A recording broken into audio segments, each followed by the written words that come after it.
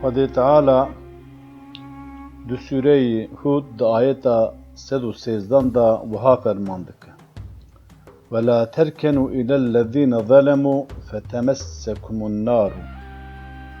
Hûn bi tu awayî meyldarî û dilxwaziya zaliman neke, an na wê agir bi we bikite.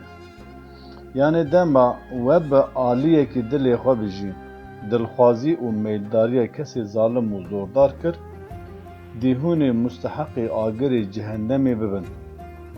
Îja ew kes kom û dewletê ku zimanê we qedexe kiriye,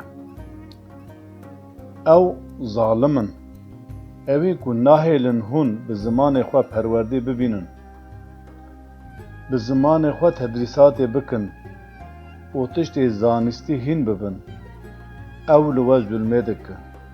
Zulmkar û gunehkar in.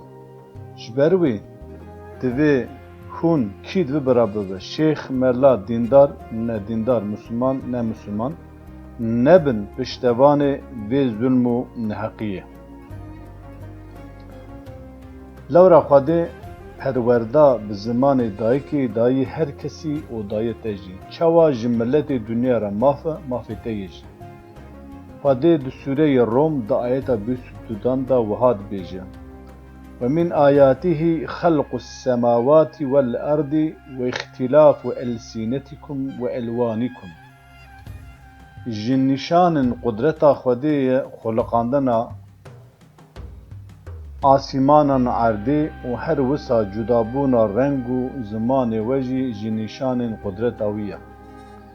Ev ayeta pîroz bi me dide zanîn ku reng û zimanê we ji ayetê Xwedê ne. Ev jî tê wê menayê ku divê meriv li hemberî her nîametekî Xwedê şikirdar be.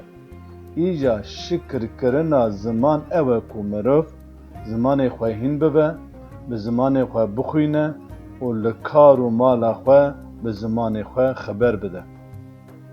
Gava te zimanê xwe wenda kir, tu hemû hebûna xwe wenda dikir. Ji ber wê divê tu bizanibe jiyan bi Kurdî xweş e. Bila ken û giriyên te bi Kurdî be, bila şîn û şahiyên te bi Kurdî be, bila wez û nesîhetên te bi Kurdî be, bila helbest û kilamên te bi Kurdî be.